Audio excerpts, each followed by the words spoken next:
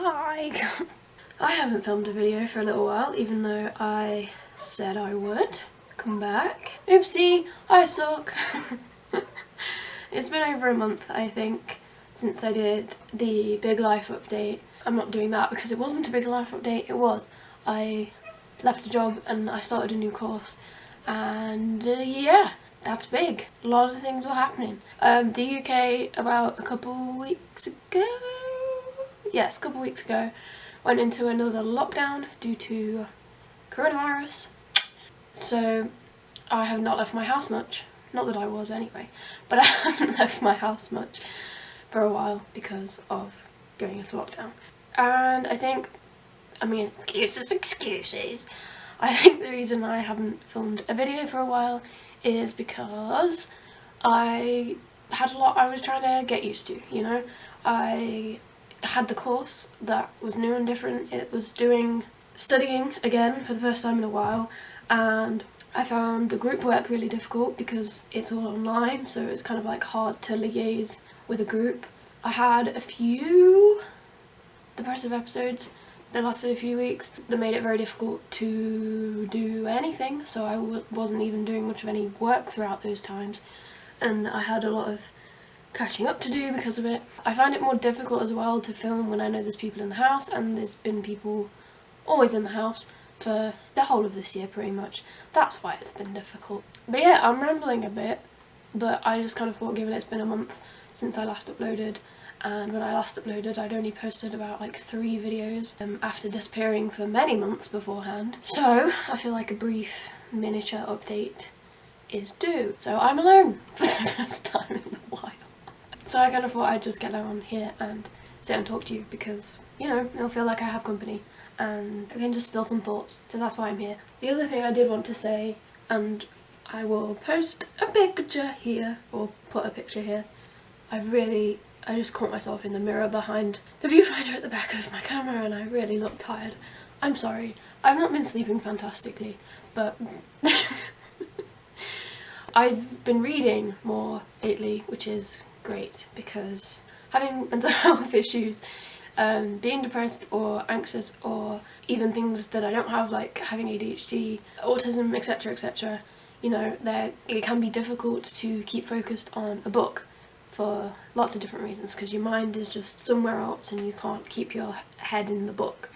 But in the past week or so I've been reading a book that I had a cool opportunity. Somebody reached out to me and was like, I really like your content and what you put out, so if you would like to review my book for me about my experience with mental health and being in psychiatric hospitals, then I would really love that. And I was like, yes, that sounds really cool. So as I showed you before, her book, she sent it me and I just finished reading it. So possibly at some point soon I will be making an Instagram post or possibly a video. I'm not really sure. I need to gather my thoughts first, but keep an eye on my social medias if you want to know what I thought of her book. But thank you so much, Emma David, Storm in a Teacup on Instagram, for sending me the book and giving me the opportunity to share my thoughts about it. I thought I'd take up the opportunity because obviously, like, doing the psychology masters that I'm doing right now, I feel like it relates to that in the sense of, you know, it's mental health, it's clinical psychology, the way people are treated for mental illness, and it was just really eye-opening to read. Sorry, the neighbourhood cat just climbed onto the wall here and I love him. We used to let him in the house for a bit. Oh, he's going. Bye! But yeah, I felt like it related to kind of the study path that I am sending myself down now, as well as just as someone who has suffered with their mental health. It is a topic that is just generally very interesting to me. With my channel, you know, one of the main reasons for making it was to share content that hopefully helps people with mental health, or just helps alleviate stigma, yeah, get a better understanding of mental health and people who suffer with it, and how you can help them and how you can help yourself and stuff like that. So it's just something I'm very interested in anyway, so I am very thankful. I don't know if you do or do not like the setup of my background. My background being my own bedroom, but I changed the placing of the pictures that I got from Solmori. That might not be how you say it, but I'll put it on the screen anyway.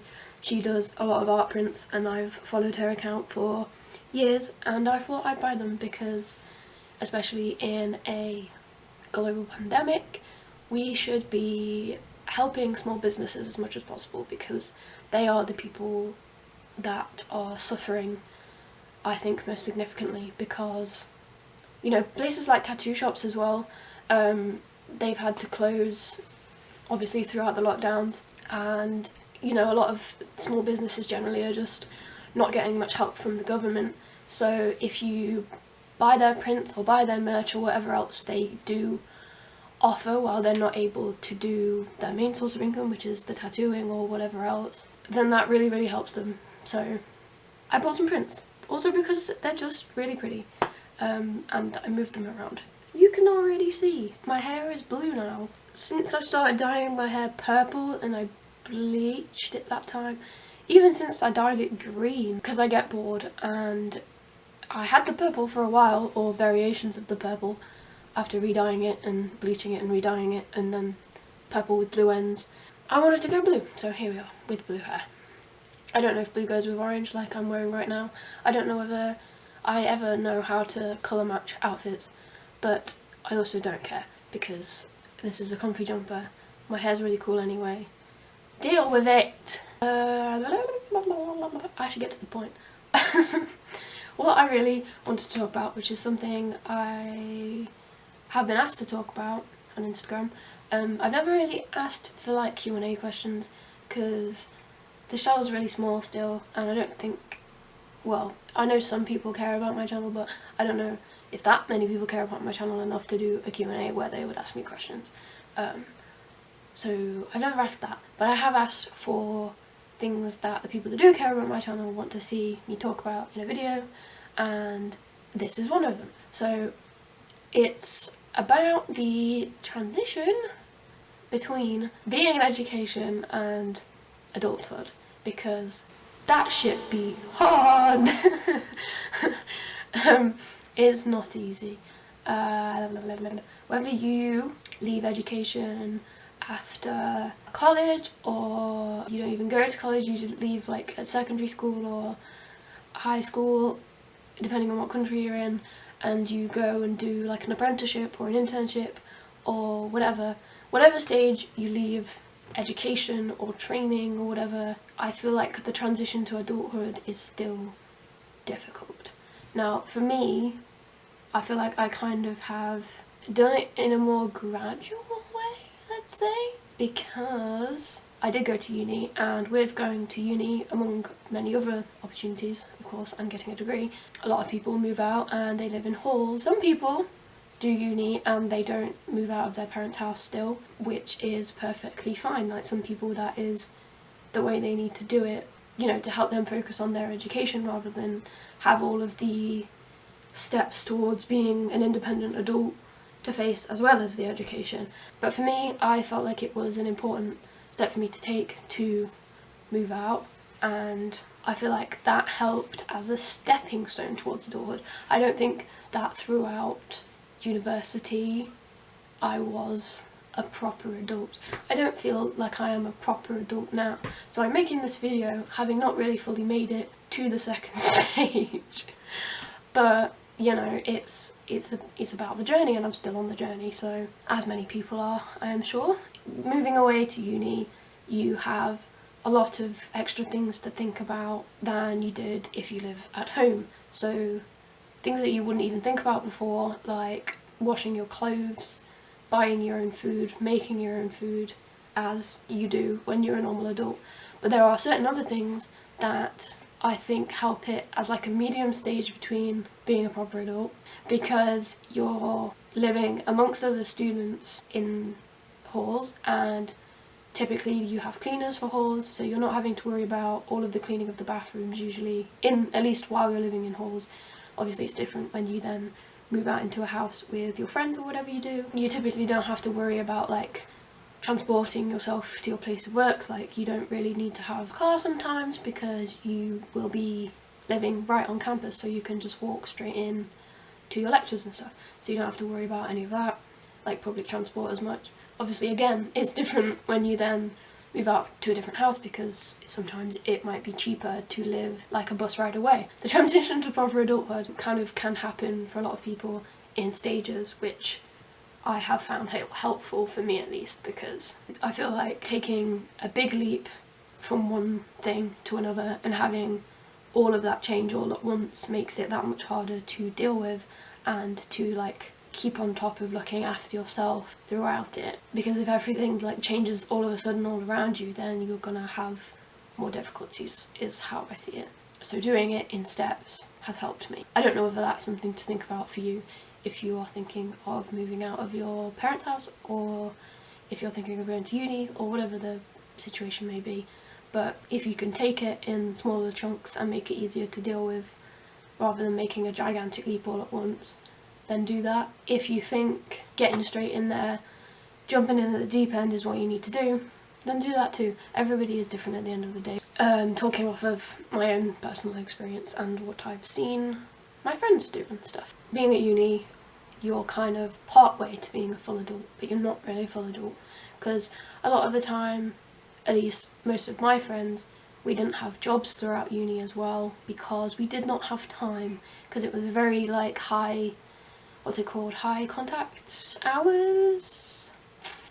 We basically had a lot of lectures and a lot of lab time, tutorials. We just had too much of our time taken up with the course to be able to have a job alongside it. Other courses had less contact hours and maybe they did get like part-time jobs alongside it, which I know a lot of people in America tend to do, because I know like fees and everything over there is even more horrendous than it is here, so they often need to have a job alongside it just to sustain themselves. I don't know how good the loans and things are in America either, but yeah, I don't envy you guys who have to deal with all of that shit as well. But yeah, you don't have to deal with a job. In my case, I didn't anyway. So there's a lot of things that you're not doing yet that proper adults have to do. Now, one of the main things I wanted to talk about is how difficult it can be leaving that slightly more sheltered environment than sheltered? Maybe not sheltered, but like leaving that environment and making your way out in life once education ends. Typically, when you're coming to the end of uni, you're thinking about a lot of things. Obviously, you're thinking about final assignments, you're thinking about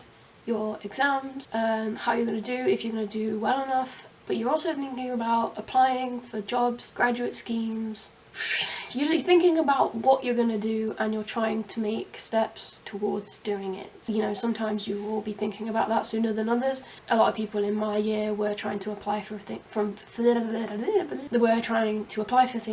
straight from near the beginning of their last year of uni, so that they will hopefully have something to go to straight after uni. In my case, I tried that. I applied for things. I did, you know, the online tests, and I did at least one interview. I didn't get to any assessment centres, but a lot of people, if you're going into a more technical field, will have like assessment centres to do where they give you crazy tests and group things, but the long and the short of it is I didn't get anything. I tried, I applied, I looked for many different things, applied for many different things before like I got into exam season in my final year of uni, and none of it worked out. So at some point I just decided I had to stop trying to apply for things and focus on the last year of uni, because there's too much going on as it was. Bad mental health as well, and I just focused on exams, and then the plan was from there to get to the end of uni, and then once I got home, start applying for things there again. So that might be what your plan is to do, or maybe you're in a similar position to me sometime after uni and you've not ever gotten a job in your field yet. It happens. It is not as easy. This is the punchline, more or less. Some courses you go into and they will tell you till they're blue in the face. Is that what they're saying? I don't know. They will tell you that your course is so fruitful, there'll be so many jobs available and every company's going to want you and you're going to walk into a job. That's what they say for some degree courses. It's not the same for others. I can't really speak on how fruitful the job market is or how fruitful they tell you it is on your course, but I'm guessing they probably do the same thing for everyone, in the sense that they will tell you it is better than it is. And that's one of the things that annoys me most, because I was not prepared to be faced with so many rejections and to try so hard, look far and wide, and yeah, you're gonna face more rejections than you think you are. And the job market in this day and age, sadly, is just not as good as it was for our parents and our grandparents. There's just not as much out there. There's too many people and not enough jobs. Too many people that are getting qualified, but the jobs aren't there, and there's just too much competition. And a lot of the time, even if you have so many merits, even outside of how well you did or didn't do in your degree, they still might reject you. One company I had 2 interviews for. I got an interview and then I got a second interview, face to face. This was last summer, and I thought, wow, this is really cool. I could get this job and then I could move in the area. It was in the area of where I went to uni, and most of my friends were staying to do their 4th year because they were on the master's course instead of the bachelor's. So I was like, I'm gonna move in the area, do this job because it really looks like I could get it. I'm really hopeful, and I can live near my friends, and there'll be at least a year now with them while they're finishing their degree where we can hang out and be near each other, and I'll have a job and it'll all feel like it's worked out. But it didn't. They didn't want me in the end, so that was really sad. And it's just really not easy. Yeah, even if you think that a situation's going to work out, I want to say, try not to be too negative. Like, allow yourself to have hope and whatnot, but also be realistic and protect your soul, because it hurts when you get to like one of the final stages and then the company says they don't want you. That can happen, and it really isn't easy. Walking out of uni and trying to get a job, even if you really know what you might want to do and you put all of the applications out there, it doesn't mean it's going to work out. And it's very easy to get disheartened and to feel hopeless even, but you kind of just have to keep plugging away. And one of the things that my family tends to say is that if it feels like all of the doors are closing on you when you're trying to like reach for a path and the doors just keep shutting in your face, then maybe it's because you're going down the wrong way and there's a different door that will open for you if you go down a different route. So in the end, I kind of just had to drop applying and take some time out, but get a job like I did, just any old job. So even if it's like a supermarket job or whatever, at some point when you leave education, even if your parents are happy enough to let you stay with them longer, which they have for me, thankfully, they were still happy to let me stay with them because I hadn't found a proper, well-paid full-time job yet, so I didn't feel able to move out by myself and, take that step because I didn't really have the means to do it. I know some people aren't as lucky, and my jaw is clicking, that's weird. I feel for you if you have left uni and your parents aren't so willing to let you stay and then you're forced out, and maybe you're still also having difficulties finding a good, well-paid job to support yourself. But, I don't know much about this because I wasn't in this situation, but I knew people at my job at the pub that were proper full-grown adults, and that was their full-time job, that was their full main job, and they survived on it. So it's maybe not ideal, but for the meantime, you will survive. Like, it's going to be okay, even if that is your situation. I'm really not trying to shit on people who are in minimum wage jobs full-time, and I do feel for you if you are in a situation where you don't have people to fall back on and you're worried about making rent. But hang in there. I hope you are able to find something, whatever it is, that will at least allow you to survive, and then hopefully, I hope for you that you'd find something that will allow you to live more than survive, you know? Yeah, and you don't want to just be surviving, you want to be able to put savings down, and you want to be able to, you know, treat yourself as well. Looping back, gosh, I'm rambling so much, but I'm just trying to get all of my thoughts out on the matter, because it's complex, and people are in different situations, so I can only really truly speak from my own experience, which is from a privileged standpoint, because my parents are able to and willing to let me live with them even now, and I was lucky, and I'm thankful for that. What I'm trying to say is, as well, is that even if at some point you think you know what you're doing and what you want to do, sometimes it doesn't work out that way. So I thought that I could go into just any old graduate job and, you know, I'd use my degree, I'd get the job, I'd live comfortably, I would be happy and fulfilled, but none of that was working out for me, so I ended up staying in the part-time job longer term, which was fine. It was fine working in a pub longer term than I thought. There's nothing wrong with it, but it happened because I couldn't find an alternative, and because I went through difficulties with my mental health.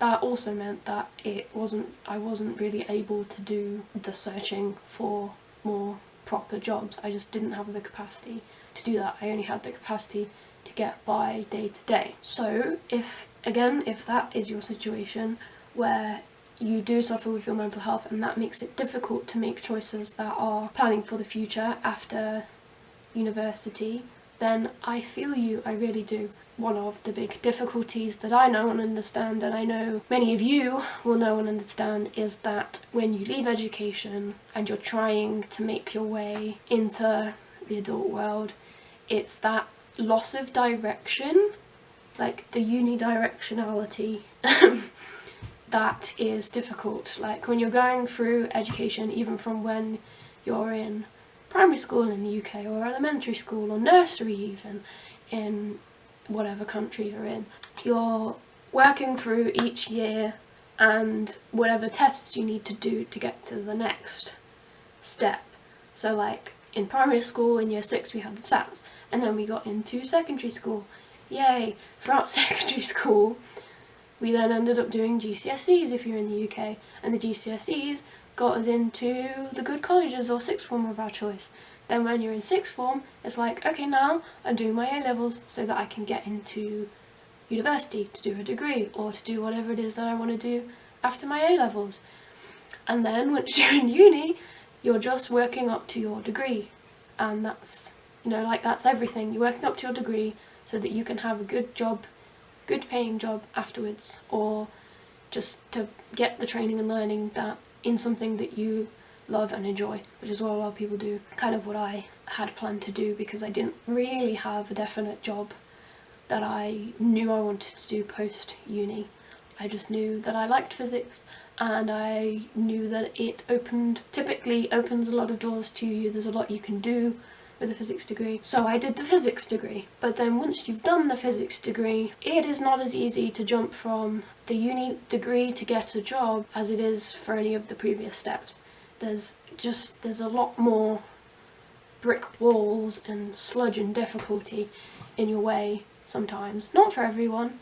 I know from seeing my friends do a lot easier that sometimes you leave uni and you're doing all those applications and one of them works out, and then you walk into that next job and your direction from then on is just progression through the job, doing the stuff for the company, and maybe working up to promotions and whatnot.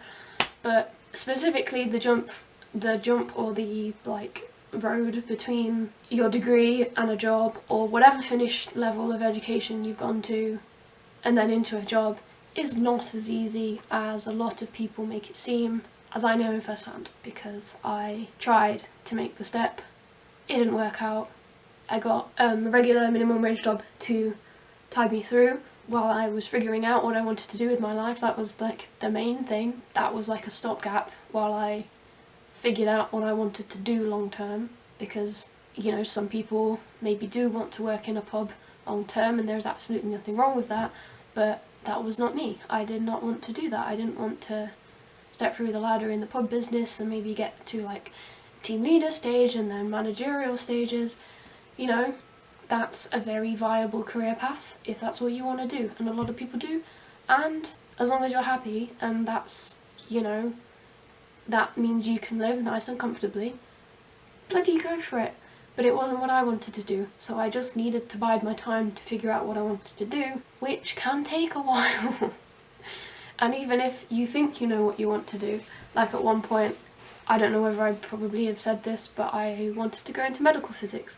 So throughout uni I had also applied in my third year to do the STP, which in this country is the NHS scientist training programme. So I would do medical physics. I'd be trained in the things that you can do within the medical industry related to physics, so like radiography and all of that jazz. But I didn't do well enough and I didn't get on it, so that door was shut for a while. I did find other means that you can get into the industry of medical physics that aren't just that scientist training programme. That seemed like the most direct route, but there are other means of doing it. But even then, the applications I made, the doors were shutting in my face. And, you know, I'm laughing because you have to laugh or you'll cry, and I know I have cried many times through the difficulties that I've faced trying to get to the next step, because it has just felt like I've been in limbo land, and I'm pretty sure a lot of people will know what I mean. You know, that at this point I decided after a year that what I needed to do was further training, so I've jumped back into education after a year out, thinking I would never do more education because I found uni so difficult. I thought the idea of applying for a master's and doing a master's for a year, or like trying to get onto a PhD, which I actually did. I did apply for a PhD randomly at one point, and that could have been really cool, but again, I didn't get it. So eventually I applied for this master's and I got it. So I'm now on another path, and maybe I will face some similar difficulties once I get to the end of this master's, of trying to jump from this education period where my parents will still let me live with them, and I'll probably get a part-time job at some point to go alongside it so that I'm still earning money. There's going to be another difficult period like the one that I've already been through, maybe, where I'm trying to apply for stuff and maybe walls are shutting in my face again. But you have to kind of just have some tough skin about you and perseverance and a lot of introspection as well, because if you just kind of let yourself float through it, then you'll never figure out what you want to do. If you have passions, pursue them. If you wholeheartedly believe doing something is what you love doing it, it makes you happy, it feels worthwhile and valuable, then go for it. Like, certain YouTubers have been posting videos for years and years and years before any of their videos get above 100 views or whatever, and then all of a sudden they have, you know, videos with 1 million views and shit like that. Like, the door will open eventually if it's meant to be, and if you love it enough, keep at it, just keep trying. So don't settle for less than what you know will make you the most happy. But if you're someone like me who doesn't really have much that she's passionate about, then it can be more difficult to have that kind of drive to find a career. But I know a lot of people work in jobs that will only ever be perfunctory for them, and the aim is just for them to earn the money that makes them feel comfortable, and then they live their life outside of work. They work to live, not live to work. But some people will love what they do and they will love their work and their work will make them happy. It's just different for everyone. But either way, what we all really want is to have a career or have a job that doesn't make us miserable, that allows us to live comfortably, at least. I'm sure, I believe that that's everybody's goal, if they are, you know, able to be in work. I know some people aren't able due to maybe it's a mental health problem, mental illness, a disability, this, that or the other. Some people are just not capable of work and they will need to be cared for, but either way is perfectly fine, and I'm sure there is a way for everyone to be happy. But you'll get there. I'll hopefully get there, even though, believe me, I know what it feels like to feel incredibly lost and just not know what to do. Not least being someone who struggled with mental health issues throughout her youth. Anyone will know if they have had suicidal thoughts, suicidal feelings, even for however long, especially for a prolonged period of time throughout youth or whatever. You don't, at that point you shut off your mind to the future and you don't see past whenever you think that you're going to be dead by, because that's the nature of feeling suicidal, is you think it's all just going to stop. So you don't think about the future, you don't think about goals, you don't think about, you know, like steps to prepare you for anything. All you're thinking about is steps to make the pain stop. Once you then get through that, it can be extra difficult compared to our peers who have not had difficult mental health or any mental illnesses or anything, or, you know, like trauma of any sort. It can be more difficult for us to have an idea of what we want to do and plan for the future. But when you're able to, it does, you know, take some thought to figure out where you want to go with things, what your goals are, what you feel like will make you happy and feel fulfilled long term. And that's how you get towards adult life, I think. I'm not there yet, as I'm saying all of this, making a video about the transition from education to adulthood without being a full adult. You know why I don't consider myself a full adult? Yes, I'm 23, but I live at home with my parents still, so I am not earning the money to sustain myself. I am dependent on my parents right now, and that's, yeah, I mean, that's the core of it. That's why I don't feel like I'm a full adult. I will feel like more of an adult, I think, when I am able to move out, because then I will be sustaining myself. But for now, I'm on a different step. And even, like, saying all of this, once you get to adulthood, once you make it there, we're always about feeling like we're going through the journey to get to a destination. Once we get to a destination, then everything is fine and dandy and we are happy, and that's the only goal, done, finished. But there's always more, because there's always ways you can progress in life.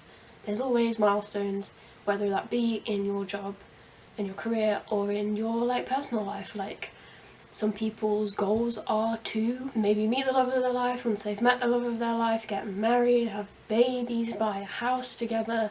So many things. There's more to come once you've reached adulthood. It's okay to not feel like you're there yet. We're all living on different timelines, and you're not behind anyone else just because you're not where they are. Like, I have people I know who are my age that have kids already, that have gotten married already, or they're engaged, or they have bought a house and moved into it. So many things that sound so adulty. People my age or even younger than me are already doing it, and it can be easy to feel like that means that I am behind, that I am less mature, that I am, you know, not doing so well because of that. But that's a stupid way to think, because life is just not linear. You can take so many different paths and offshoots, and sometimes you come back around to go a different way. You know, there's 4 steps forward, 3 steps back, 2 steps forward, 7 steps back, and then 10 steps forward, and it's so much more complex than that. And you don't have to feel like, oh, I should have done this by this age, and then I should have done this by this age, and then if I've not done that, then I failed. Everyone's doing things in their own time. Everyone has had different experiences up to the point that they are at that have led them to where they are. And if you've not had that same experience, then how are you supposed to compare? Because you don't have the same circumstances. So it's natural that you would be in a different place in your life, and that's totally okay. Don't worry about it. I am trying not to worry about it, because you have to have faith that you'll get there. Mostly I feel like you have to live life for the present. You have to enjoy it now, Otherwise you'll just have regrets because you didn't live in the present moment and be mindful of everything you're feeling and experiencing right now. You'll have regrets if you didn't take full advantage of that. But there's also an element of sometimes you only get somewhere in life if you take those steps. Typically, if you want to be at B, it's not an immediate jump from here to there. You have to do gradual things to get there. It takes time. It's not a straight, immediate, fast, I can get that right away. I feel like I've rambled a lot. You know I have. You've watched the video. Thank you if you made it to the end. Dogs galore. I hope you enjoyed. I am here. I am trying not to put too much pressure on YouTube or much of anything because it's very easy for me to get overwhelmed by stuff and to feel bad about it. But I think my YouTube will be most successful if I do it when I feel inspired and I have good ideas and I'm invested in the ideas and I feel like they'll be useful and they mean something to me. If I'm just not feeling able to film and plan ideas and do the background research for some of the ideas, then you're not going to get good content anyway. So I kind of feel like the best way for the both of us is if I take it in my own time, and you're going to keep seeing my face, so please subscribe. I've got ideas, I have new opportunity to be filming, but yeah, you're going to get more from me, so subscribe, do it. You know you should. You know you should do it. Look at me. I've got blue hair. I'm super mentally stable. You know you want to click the bell so that whenever I do upload, it's like bam. Oh my god, Fionn, she uploaded a video. That means I need to go jump and watch it right now. If you liked my stupid ramblings, like the video. If you have anything to add about further advice, then leave the comments below, because obviously I cannot speak on every experience. Okay, I'm gonna shut up now. Bye! Like, comment, subscribe.